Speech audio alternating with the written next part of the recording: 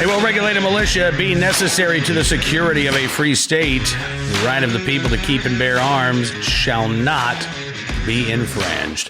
Thanks so much for tuning in to another edition of Bearing Arms Cam and Company, the last edition of 2019. My goodness gracious, where has the year gone?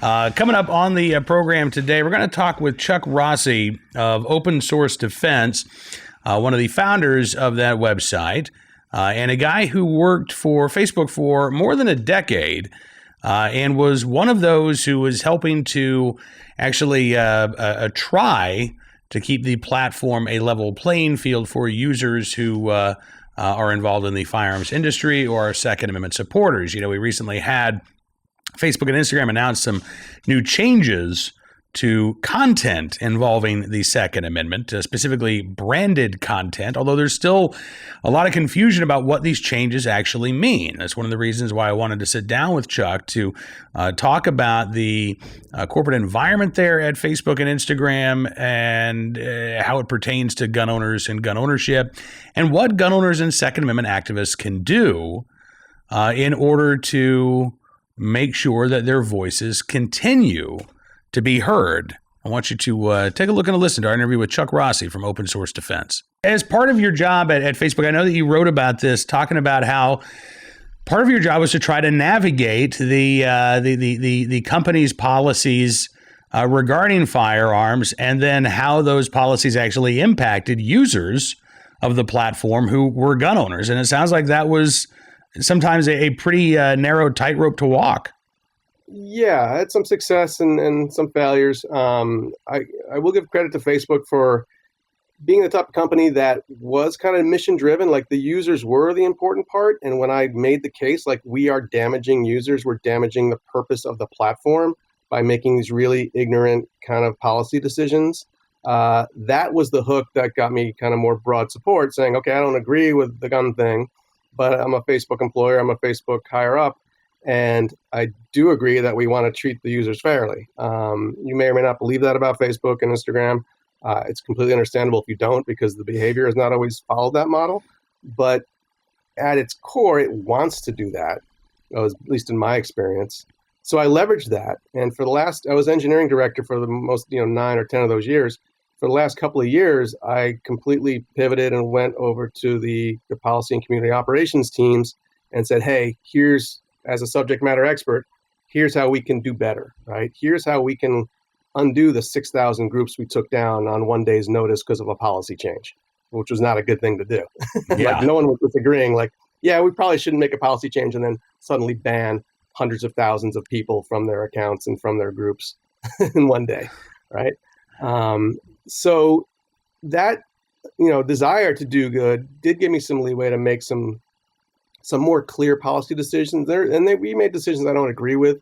But at least there was an SME, a subject matter expert in the space, helping to guide, what's going to be fair, what's going to show us as an unbiased company, and kind of shed this ultra leftist kind of view that people have of us. Mm-hmm. And I would love to do that. I've done a little bit with some other social companies since I've retired from Facebook. And I'm here to say, obviously, that I will gladly work with any social company or any media company or journalist or whoever who wants an SME or somebody who has, very strong blue ties from where I've lived, and can walk that line and can help them navigate as an SME to say, this is a good approach to solving this problem if you have something about firearm content or firearm sales or whatever it may be.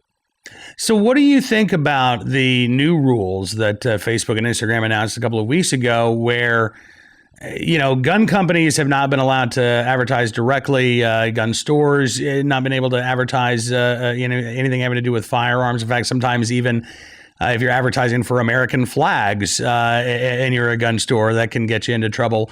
Now they're moving into this realm where they're not addressing the content that's created by these companies. Now they're addressing the content created by users, right, who may be sponsored or promoted by these companies. And that now is a no-no according to Facebook and Instagram. That seems like a pretty big change. Yeah, it is. And that one's probably a little bit more worrisome. But I want to make sure we always understand is we have extra work to do as people in this space, in the firearm space, either as users or manufacturers or gun stores. We have some leeway, and I talk about it in my article. Like, you're a gun store, you can be on Instagram, you can be on Facebook, you can even promote. They can't promote, but you can post guns for sale, your inventory for sale. You just can't buy an ad, or you can't boost it, right? And that's, once you're a gun store, you can't do it for anything like an American flag or whatever, because your whole account is tainted because you are a gun store. Right. So that is restrictive, but at least you have the organic way to get stuff out there. This new rule, and it's hard because I'm not there anymore. I'll try to get more information, but the new rule seems to go towards organic content, which has always been much more open, right? Now we have a new rule that says, like, well, if you're an organic producer, an influencer, whatever that is, and you are promoting or you're talking about guns, and my example is like, hey, I'm just tried this new Smith & Wesson or whatever, it's a great gun for USPSA or IDPA or for your first gun taken to the range. I think you should get this, blah, blah, blah. It seems to encroach on that, saying, okay, you can't say that because maybe Smith & Wesson or somebody is helping you promote, or you might get some money, maybe you don't. It's very vague. Like, where's the line? Where am I an influencer? Where am I not? What are you setting up for my organic content? And now I don't know. And this is the worst part of being on the platforms, because I've made my life on this platform, on Instagram, on Facebook, on Twitter, on YouTube.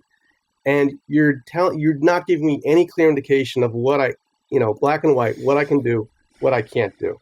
And now I'm at risk of like losing everything that I put into you, like you told me to, right? I used your platform. I do all my organic content. I have all my contacts.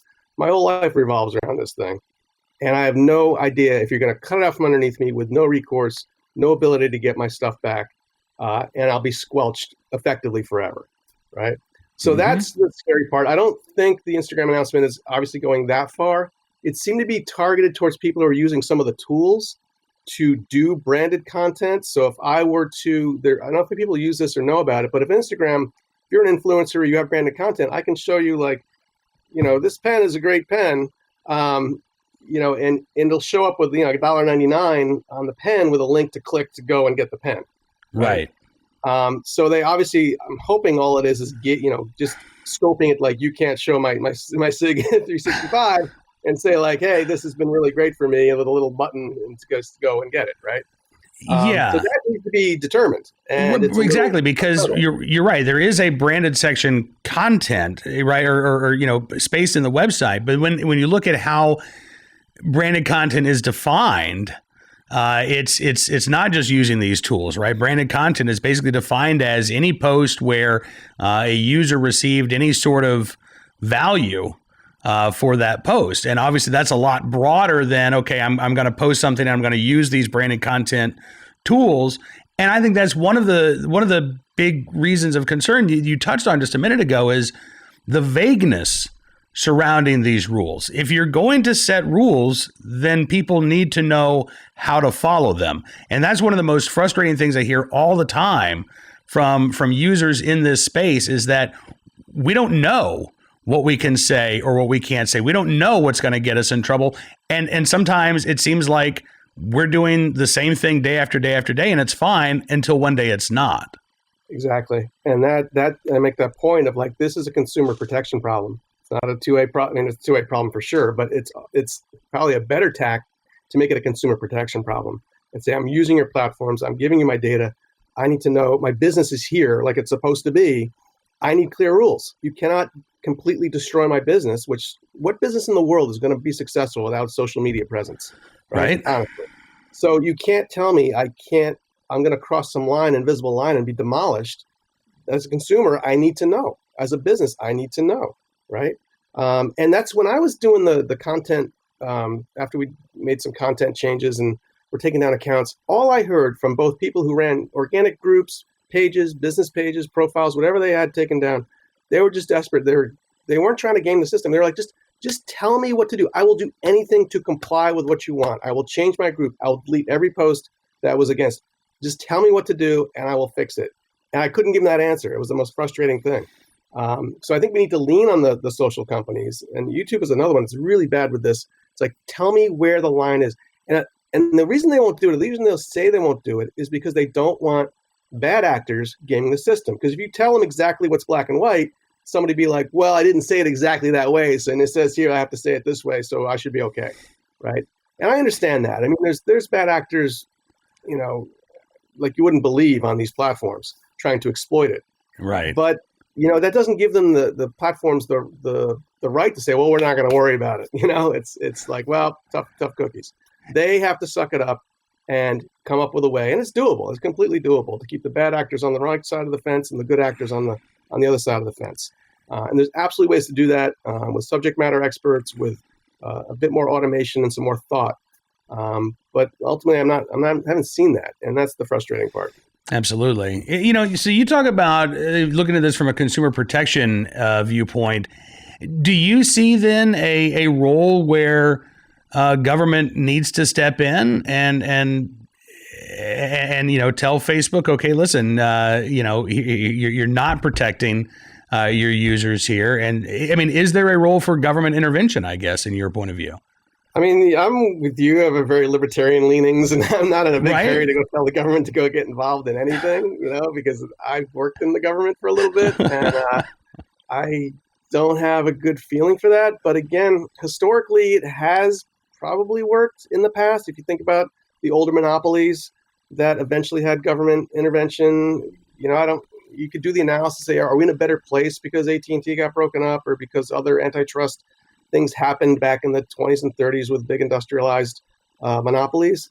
You can make the argument that targeted strikes from the government to say you got to knock off this one thing could be beneficial, right? Mm-hmm. So yeah, I would at least like a little bit of leaning. It's even enough. I mean, Facebook. And again, I don't talk about just about Facebook. These are all the platforms, right? And I know for a fact that like if the government does lean in their direction, they absolutely pay attention. Like all they have to do is the threat of government intervention, and usually it'll be enough to get the company to say like, okay, we'll stand up a group, we'll be more transparent, we'll do something. And they, for all the flack that a lot of the companies get, they do attempt to publish Facebook has been much more open about like what kind of content they take down, at what kind of rates they take it down. There's actually an annual report that comes out and shows all that. So, yeah, it's a possibility. Yeah, and again, I'm with you. I inherently just dislike the idea of government intervention, but at the same time, particularly because again, we are talking about private companies.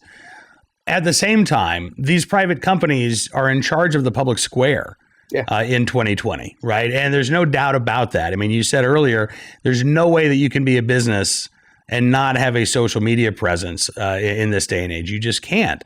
And so if you are trying to get your message out there, you are going to be using one of these platforms. And predominantly it's going to be Facebook, Instagram, YouTube. I mean, those are the big three. And then, you can throw in Twitter and Snapchat. When I posed this question to the audience here about, well, what do we do about this? Had a lot of people say, well, don't use Facebook or start a competitor. And that's fine. But the problem is, there are lots of people out there who want to start a competitor to Facebook, and not just within the gun world. The problem is people go to social media where everybody else is. That's why they use social media, because everybody else is there. So there's a scalability problem when you start up something new to try to attract the number of users to make that a viable option.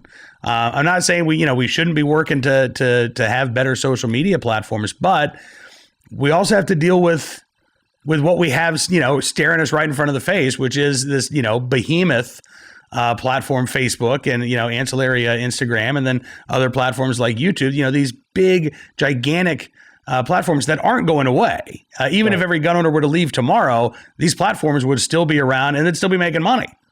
Yep. I can't express enough how much I agree with that. I mean, I'm happy that we have our little corners where we can get more in depth and have a little bit more freedom for our content. But that is not the solution, to go hide in some corner of the internet. We have to be in the public square. You have to be a proud gun owner in everything you do, quite honestly, in this day and age. We cannot go scrolling off to Idaho and Montana and be, okay, we're good here, and physically Well, if move you ourselves do, you got to be online, right? I mean, if you listen, there are days where I would love to squirrel away to Idaho, but I wouldn't lose my social media presence. Right. I mean, maybe you get both best of both worlds. The best thing to do is maybe move to Idaho and have a really big Twitter following, right? But you got to have one or the other, right? You either got to live in the blue states and the coastal elites place. Like I've only lived in New York and San Francisco area. It's my whole life. I've never lived in a free state, and I've been shooting my whole life, and I've been teaching people. I've taken thousands of people to the range and do all this work, and I'm doing it right from and I've worked in one of the most kind of considered leftist companies in the world. I had cartridge cases on my monitor, right, and little bullets, not loaded ammunition, but bullets on top of my monitor, and like people knew I was the gun guy. I got to live that out loud. I got to be reasonable about it. I have to be someone approachable. I do that in real world, and I do it in the virtual world, right? So I run OSD, and I have another page, and I run another site, and all that stuff, is out there. Let's not squirrel away. We got to stay in this fight. Absolutely. I could not agree more here. I talk about being a good ambassador for the Second Amendment, and particularly, for somebody like yourself or others who live in these deep blue areas. By the way, I'm getting ready to live in an unfree state for the first time in my adult life. Sure we are. And I'm not looking forward to it at all. But you're right. It is up to each and every one of us. And, again, going back to the idea of these platforms, when you're online, you are your own news network. You are your own opinion outlet. You are your own brand. And how you talk about and how you approach these views, how you approach other people who disagree with you, I think it does have an impact both online and certainly in the real world. I'm sure that in your time at Facebook, there were a lot of your fellow coworkers who sort of, instinctively thought gun nuts are weird. But they got to know you, and maybe their idea was simply, gun nuts are weird, except for Chuck. He's okay. But I imagine there were some folks who actually were persuaded of, you know what? Maybe I'm the judgmental person here. Maybe I need to take a step back and actually look at this with some fresh eyes. Yeah, that happened a lot. And I can't express how much people came to me. I tell the story, but they already knew I was a gun nut. I was there for 1 week, 2 weeks at Facebook back in 2008 or whenever I started. And like after a week, I had a case of 9mm ammo shipped to the office. Right. So and the security guy didn't like that, but we got that. But he said, ship that stuff to your house. Okay, fine. But that at least established me right out of the gate. And so people were coming to me like, hey, we're going to do we need an offsite for my team. We do wine tasting or go build a bear or whatever stupid thing. And they said, can you take us shooting? And like an idiot, I said, yeah. As an NRA certified instructor and range officer, I could do this comfortably. And I started taking them. And then like for the next 4 years, I took at least 1 or 2 groups a month, 10, 12 people out to the range. And these people had never seen a gun in real life from all over the world. So it was, that worked just fine. And living that life out loud worked well for me. So yeah, I that's kind of what the whole open source defense thing came around. It's like we just don't want bearded white guys to be the ones out here kind of saying like, yay guns. I took people from the LGBT community. I would take any persons of color, people who just got here from other countries, from India, from China, from Eastern Europe.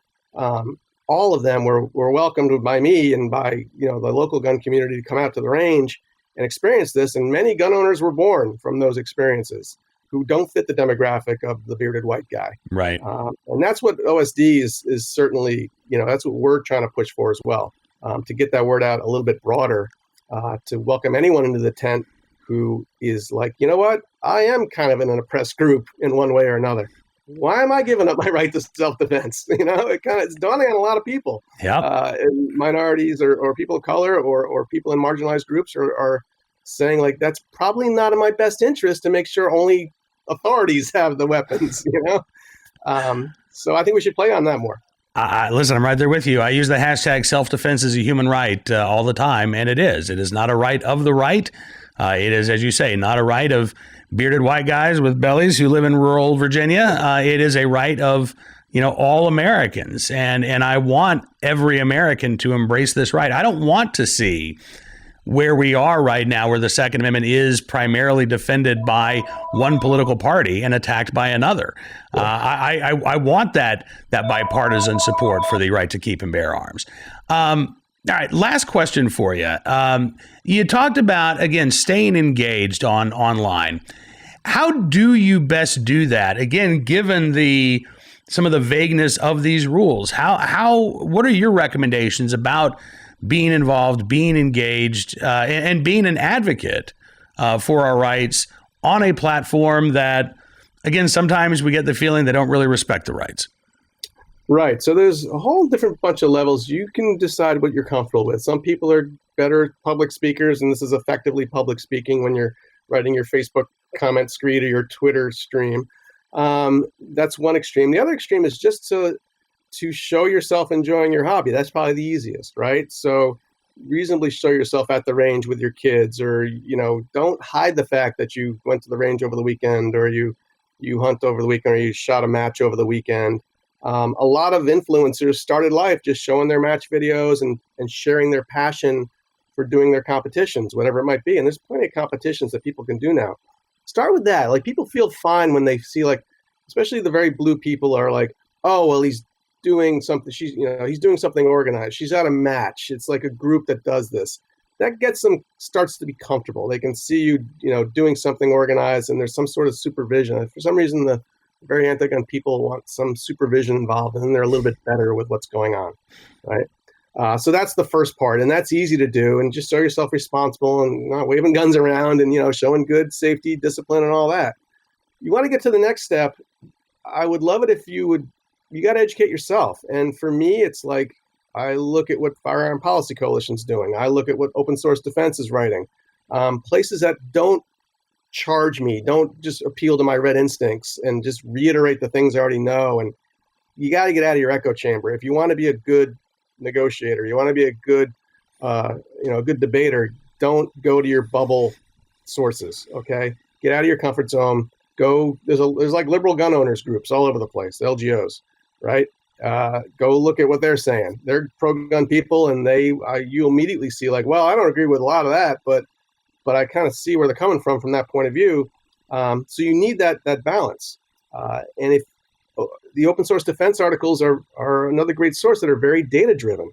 So if you like the data and want to counter some of the nonsense that gets published in the media, BJ Campbell on our team writes phenomenal stuff on, here's the stats of what it means in Virginia if we enact this stuff. Here's what it means for people of color. Here's my analysis of, like, BJ's recent article about suicides versus homicides in geographic areas with firearms, right? It's phenomenal. And you're like, you know what? If you look at this, you can come up with a much better policy decision on how to, like, combat gun violence with actual data to say, like, wow, we should actually be doing a lot more for suicide for white males than just blanket gun bans on assault weapons, which shoot 300 people a year, right? Right. So anyway, there's plenty of sources. You get educated, find your comfort zone, and just be reasonable. Understand that your immediate first reaction is not the one you want to go with when you write that response. You want to sit and think and let it cook for a little while, and then jump in or come up with your own response. Listen, I appreciate everything that you're doing, Chuck. Thanks so much for coming on the program. And I imagine we'll be reaching out to you in the new year as well, because I know that these issues are not going away. That's great. Yeah, I'd love for OSD to be a resource for you and for everyone. And also, if you or anyone has social media issues, especially with Facebook or Instagram, please reach out to me. Appreciate it so much. Chuck Rossi joining us from Open Source Defense here on Bearing Arms, Cam & Company.